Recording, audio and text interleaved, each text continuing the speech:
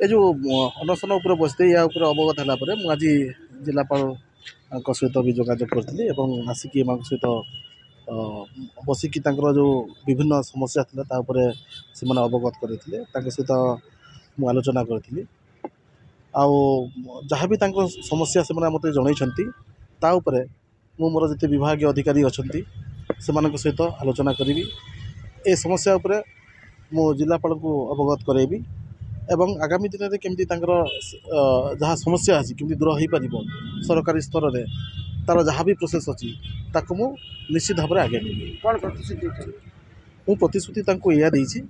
कि तांकर जहाँ समस्या रही लीगाली माने नियम अनुजाई सरकार नियम अनुजाई मु प्रोसेस टाक आगे नेबी एवं तांकर समस्यार केमती समाधान हो पार से उपरे मु माने चेष्टा करी। मुख्य दुईटा दाबी था गोटे हूँ साधारण मौलिक सुविधा जोगा दिंतु नचेत अन्यत्र थैथान करूँ कौन निष्पत्ति यहाँ करेंगे ना सीटा करेंगे निश्चित भाव प्रथम कथा जोटा आप मत जनइले कि जो जगार अच्छा गोटे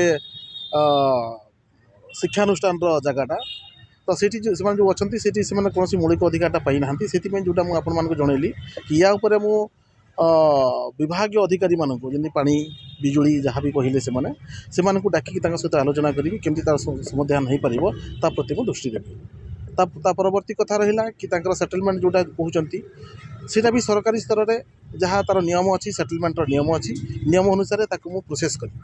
केते दिन भीतर मौलिक सुविधा पाइबे मुझे डाकिकी सहित जिते जल्दी हो पार जिते जल्दी हो पार विभाग अधिकारी मान सहित निर्देश देवी सांगे सांगे करिया आज अनशन भंग हो हाँ मुझे निश्चित भाव में धन्यवाद देवी